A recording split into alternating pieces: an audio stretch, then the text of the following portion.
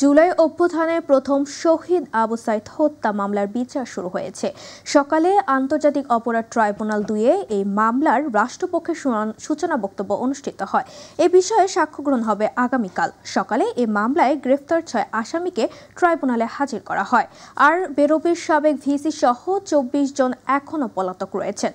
পরে chief prosecutor জানান, এই মামলা প্রমাণে যথাযথ প্রমাণাদি রয়েছে। দ্রুততম সময়ের মধ্যে সকল আইনি প্রক্রিয়া অনুসরণের মধ্য দিয়ে বিচার কাজ শেষ করার প্রত্যাশা ব্যক্ত করেন তিনি।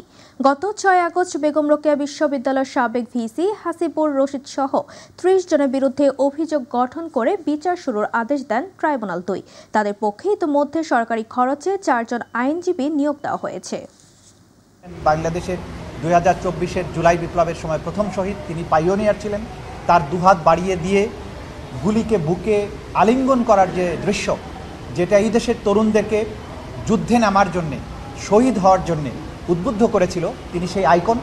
সেই আইকনিক ঘটনার বিচারের মাধ্যমে জাতির প্রতি আমাদের যে দায়বদ্ধতা, জাতির প্রতি আমাদের যে অঙ্গীকার, সেটা আমরা বাস্তবায়ন করার ধাপে প্রবেশ করেছি। ইনশাল্লাহ আগামীতে কন্টিনিউয়াসলি এই বিচার কার্য চলবে। দ্রুততম সময়ের মধ্যে সকল আইনি প্রক্রিয়া অনুসরণ করার মধ্য দিয়ে এই বিচারের আমরা শুভ সমাপ্তির দিকে যেতে পারব।